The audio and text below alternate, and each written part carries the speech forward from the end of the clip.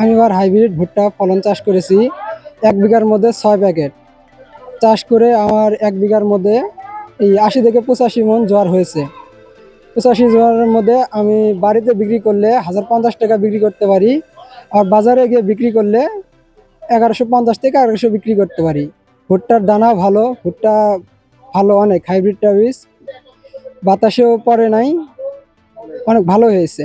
আমি এই হাইব্রিড জাতীয় ভুট্টাটা আবাদ করি। প্রথমে 5 কেজি আমার 62% বিঘায়, এই বিঘার মধ্যে আমি 5 কেজি ভুট্টা লাগাই। তো এখন মাড়াই করার পরে বিঘা প্রতি বিঘা প্রতি ফলন আমার প্রায় 85 থেকে 90 মণের মতো আমি পাই।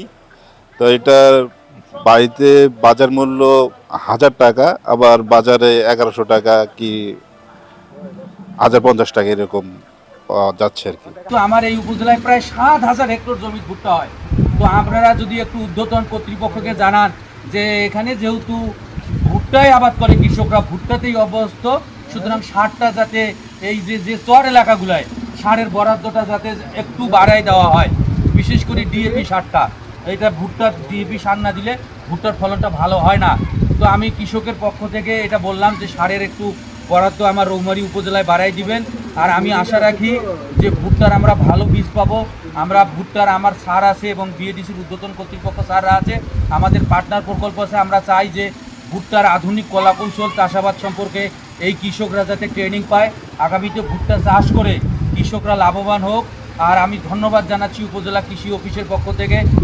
আমরা সহজ মূল্যে, কম মূল্যে একটা ভালো বীজ কীভাবে দেওয়া যায়, এটা সরকারি প্রতিষ্ঠান হিসাবে। আর উদ্দেশ্য কৃষকের সচ্ছলতা ফিরিয়ে আনা, আর কোনো উদ্দেশ্য নাই, এটা উদ্দেশ্যই বেশি। আর এবার দেখেন আমাদের প্রধানমন্ত্রীর ম্যান্ডেট কিন্তু একটাই, যে মানে কৃষি কার্ডের মাধ্যমে বীজ, সার, সেচ, এই তিনটা সহজ মূল্যে কৃষকের মাঝে গোড়ায় পৌঁছে দিতে পারলে তাহলে কৃষকরা কিন্তু এটা লাভবান হবে, আর্থিকভাবে সচ্ছল হবে। এবং সেই কাজটা কিন্তু বিএডিসি করতেছে, এবং সেই প্রধানমন্ত্রীর উদ্দেশ্যকে সামনে রেখেই আমরা কিন্তু এই কাজটা করতেছি।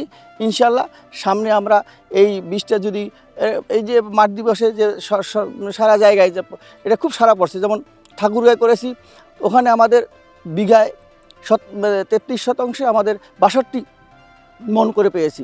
অথচ অন্য যে জাতগুলি সেখানে তারা 50 মণ পেলেই কৃষকরা খুব খুশি। আর আমরা বগুড়ায় 63 মণ পেয়েছি।